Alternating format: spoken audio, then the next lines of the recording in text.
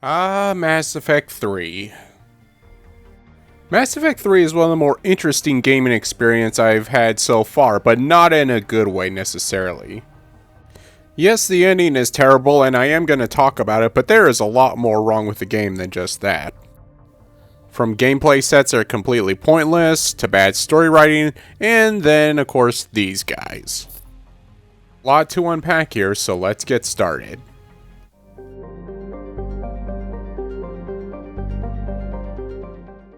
I'm going to start with the gameplay first, because this is where the game is at its strongest and there is a lot of good elements in this section of the game.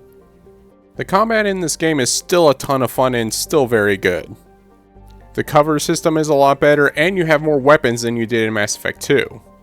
They also brought back the workbench so you can upgrade weapons to your liking instead of just being stuck with what you bought at the store. It's also fun to walk around and explore stuff as well. Getting a look around the Normandy or the Citadel is really a lot of fun and it looks great. Multiplayer was very fun in this game too. It was fun to join together with other players and fight off Cerberus or the Reapers. And the fact that you could play as other races such as the Quarians, Solarians, or Turians was also pretty cool and made it a fun experience.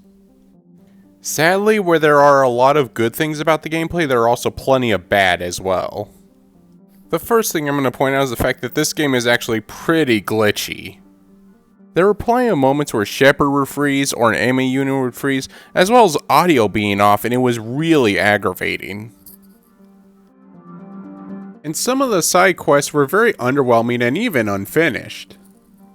There was one mission where a guy asked me to go save his planet, but that's all he gave me was the planet.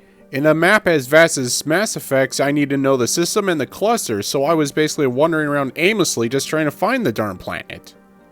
And when I finally did find it, it was just a scanning mission, no landing, no combat, no nothing.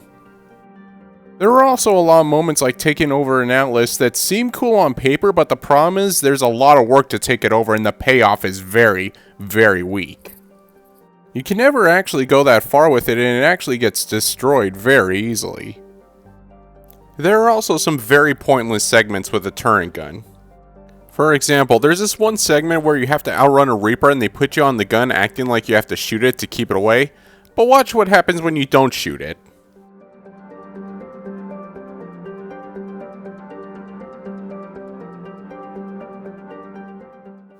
It plays out the exact same way. There is absolutely no reason for you to fire a single shot.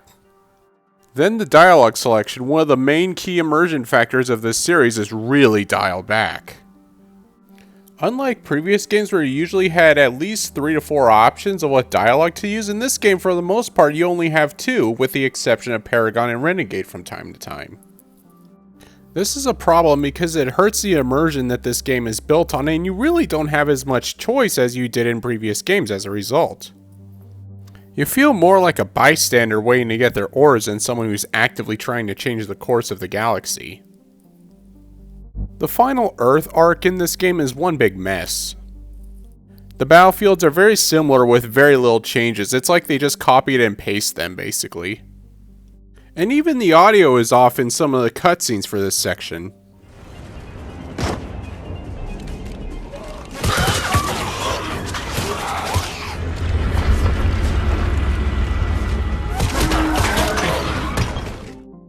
It's clear that by this point the game designers were no longer invested in the project and just wanted to get it done. And if you thought that loot boxes started with Star Wars Battlefront 2, sadly that's not the case. If you wanted to upgrade your arsenal in the multiplayer, the only way you could do it was by unlocking items through crates. If you wanted to get really good items, you had to earn points either through winning multiplayer matches or by paying real world currency. Sound familiar? The gameplay experience is mixed at best. BioWare does get some blame here in the sense that they should have cut out certain aspects of the gameplay in order to enhance other aspects, but the majority of the blame here goes to EA. Mass Effect 2 came out in 2010, and Mass Effect 3 was released in 2012. That means that BioWare was only given 2 years to develop this game. For a game of this scope, they would have needed 3 to 5 years to make the game right. So EA basically created a situation where the game had to be rushed. People wouldn't fully catch on to EA's schemes until a few years later, but the truth is they were already practicing it by this time. So while the gameplay can be blamed on EA for the most part, sadly the story and writing cannot.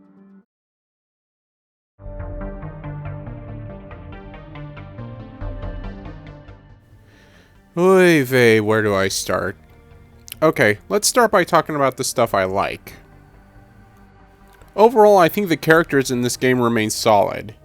I didn't like them all to the same degree, but I did want all of them to come out alright.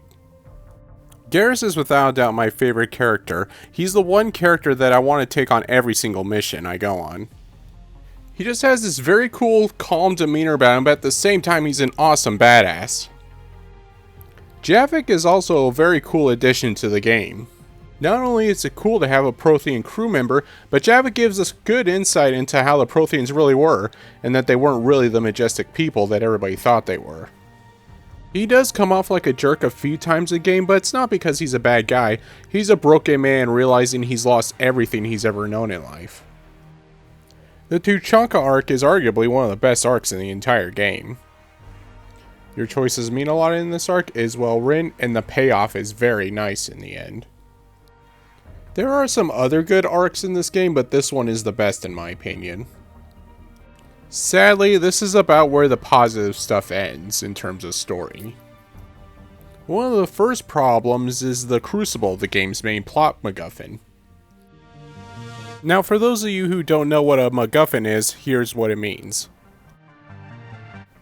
A device that drives the plot that the characters care deeply about, but the audience does not.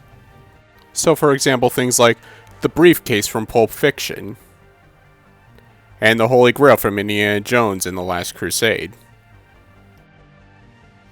Now, MacGuffins are not inherently a bad thing. In fact, many classic movie franchises are riddled with them, but they have to be written into the story effectively. This thing feels more like a footnote that sticks its head into the main plot from time to time. Oh, we need to be gathering allies and resources so we can fight the Reapers more effectively, but don't forget about the Crucible. We need to go through the galaxy and build our forces so we can stand up against the Reapers, but don't forget about the Crucible. It feels so forced, and honestly this thing is kind of unnecessary as well. Its whole existence depends on the galaxy not being able to fight the Reapers traditionally. However, many events throughout this game and the entire franchise in general has proven that that's not true. We have seen Reapers get killed in many ways throughout the game series, and if you play the Leviathan DLC, you saw how easily they can kill Reapers.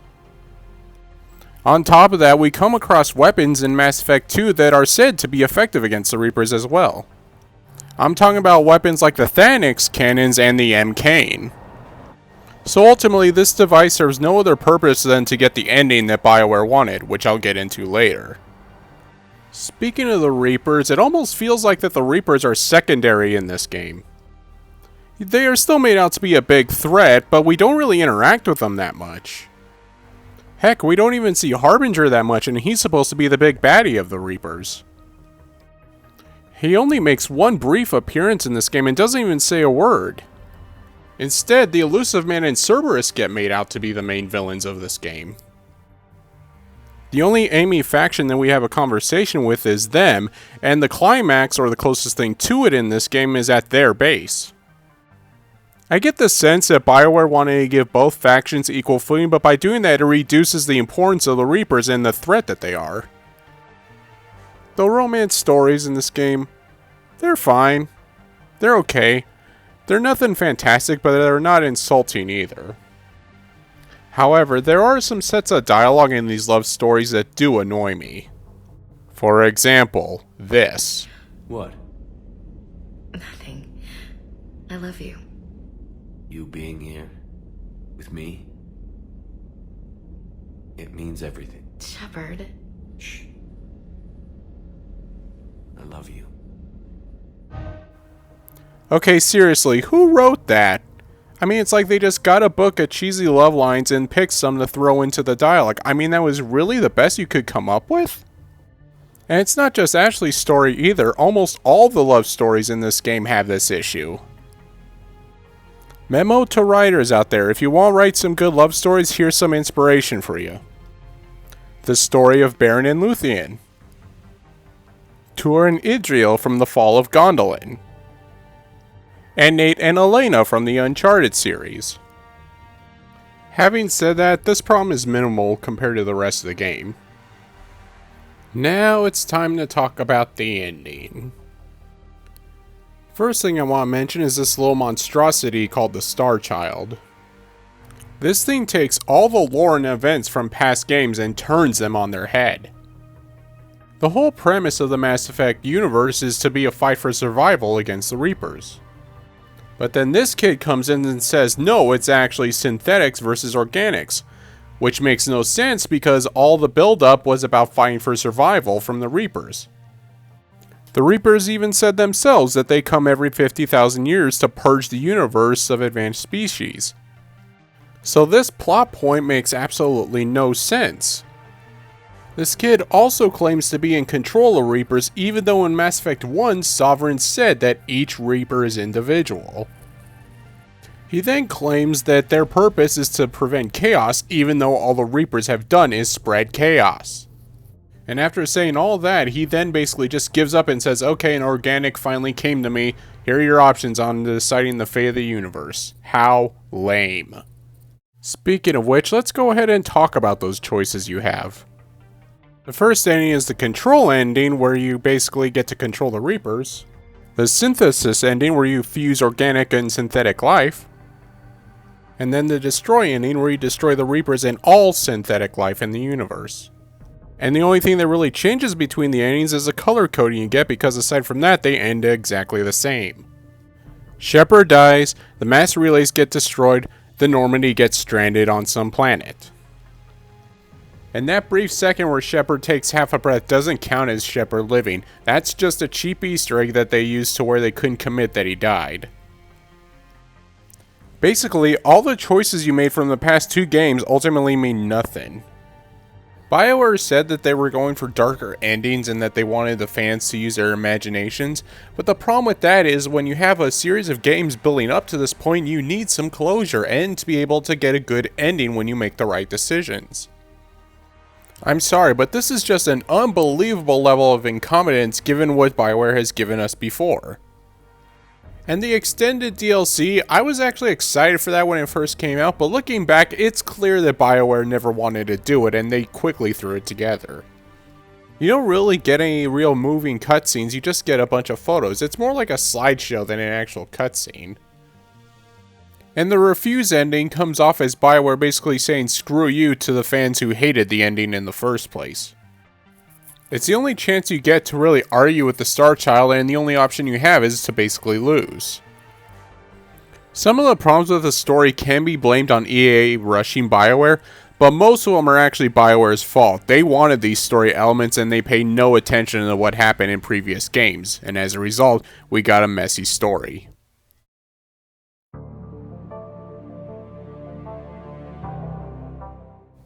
If there is one saving grace to this game, it would be the Citadel DLC.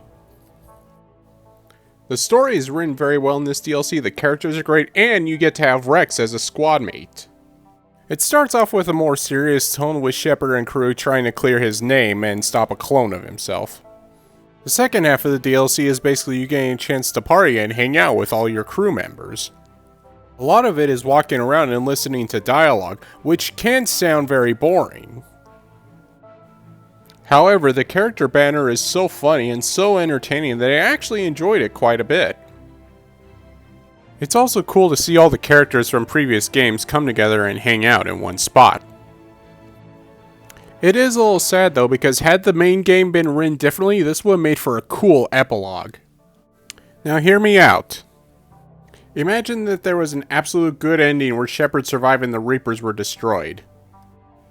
Some time passes and Shepard and his love interest are now living in the apartment that they inherited from Anderson. And then the rest of the DLC plays out as normally. You get to go on basically one last adventure with your crew and then celebrate with them during the party. And then the DLC would end when you got the picture taken at the end. Not only does this give you some good closure, but also sets up a lot of potential for sequels and spin-offs. Imagine a game where you get to play as Rex while being in charge of Clan Ergnok and basically rebuilding the Krogan Empire. Or imagine you have a child with Ashley or Jack and they go on to become future Spectres. That could make for a great sequel and could even carry your decisions from the past 3 games. Sadly, that's not how this DLC is written, but nonetheless, it was still a ton of fun, and if I ever want to play Mass Effect 3 at all, it's because I want to play this DLC again.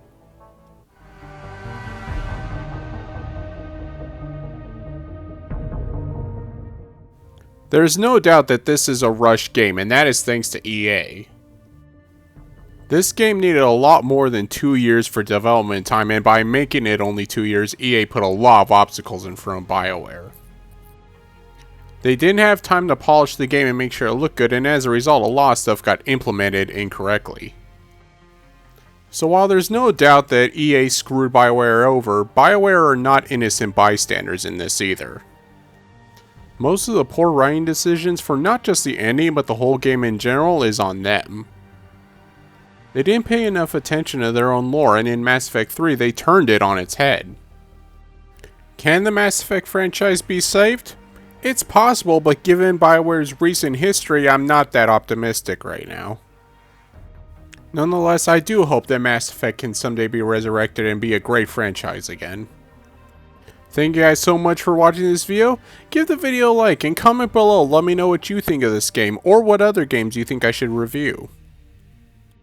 And if you like the channel and would like to see more, don't forget to subscribe and hit the bell to get notifications.